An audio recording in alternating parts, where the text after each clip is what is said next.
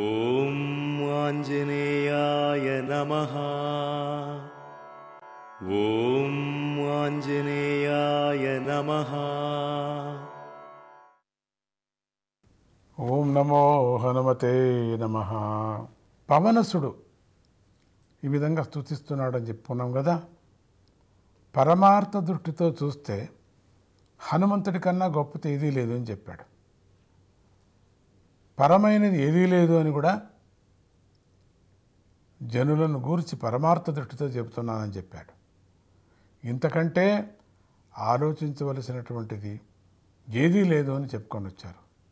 హనుమంతుడి కంటే గొప్పది ఏదీ లేదు అనేటువంటి జ్ఞానం కన్నా గొప్ప జ్ఞానం లేదు అన్నారు.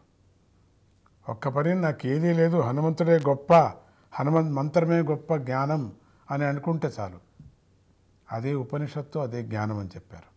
ఆ జ్ఞానాన్ని కలగటమే సర్వస్వం అని పవసుడు అన్నాడు. అంటే పనసుడు అని కూడా చెప్తారు, పవసుడు అని కూడా అంటారు. పనసుడు అన్నాడు. ఇది మనం ఇప్పుడు చెప్పుకుంటున్నాం. ఏది చెప్పుకుంటున్నాం ఇప్పుడు? వానరగీతలో చివరి యొక్క మంత్రం.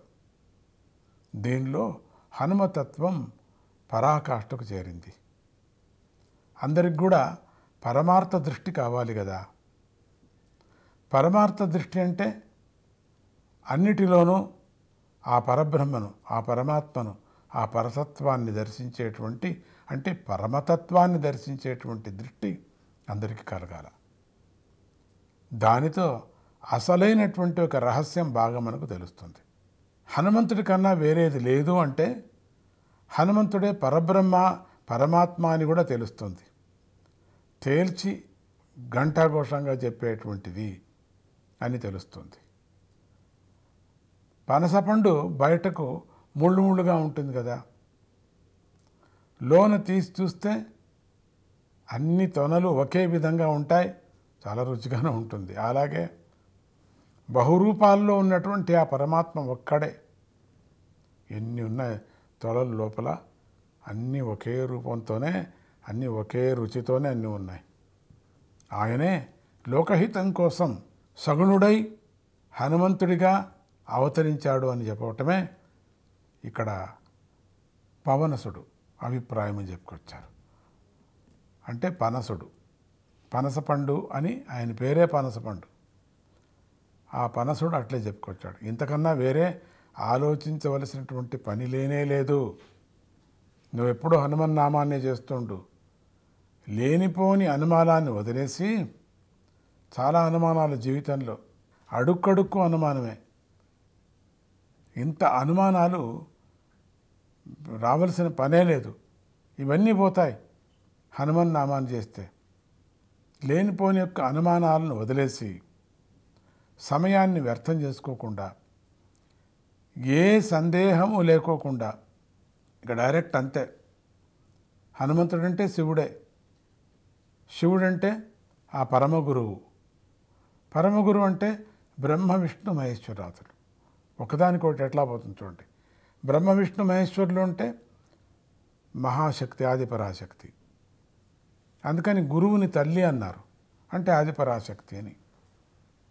గురువును తండ్రి అన్నారు, అంటే శివుడు అని. గురువుని పరమగురువు అన్నారు, అది మళ్ళీ సాక్షాత్ శివుడే అని. ఆ శివుడు ఇంకొక రూపంతో వచ్చాడు, అది హనుమంతుడు. ఆ హనుమాన్ ఎవరు? ప్రాణము. ఆ ప్రాణమే సర్వవ్యాపిగా ఉంటుంది. అది హనుమంతుడి మంత్రాన్ని జపిస్తూ హనుమంతుడిని ధ్యానించమని అర్థమవుతోంది ఇక్కడ. ఇది వానరుల చేత చెప్పబడినటువంటి స్తోత్రం. సర్వ పాపాలను తొలగించేటువంటిది, చాలా గొప్పది. అన్ని విధాల జ్ఞానాన్ని ఇచ్చేటువంటిది ఈ వానర గీత. సర్వ సౌభాగ్యాలను పెంపొందించేటువంటిది ఇదే వానర గీత. పరమార్థాన్ని ఇచ్చేటువంటిది. దీన్ని చదివి ఎవరు చదువుతున్నారో భక్తితో వాళ్లకు హనుమంతుడి యొక్క కృపకు పాత్రులు అవుతారు అని చెప్పి, పాత్రులు కండి అని చెప్పేసి పరాశర సంహితలో, పరాశర మైత్రేయ సంవాదంలో, శ్రీ పంచముఖ హనుమన్ మంత్ర వివరణంలో శ్రీ వానరగీత అనేటువంటి 76వ పఠలం మనం ఈరోజు సమాప్తం చేసుకుంటున్నాం. మనకెంత భాగ్యమో, మీకు వినిపించేటువంటిది నాకు భాగ్యము, నాకు చెప్పి మీరు వింటున్నారే మీకు భాగ్యము.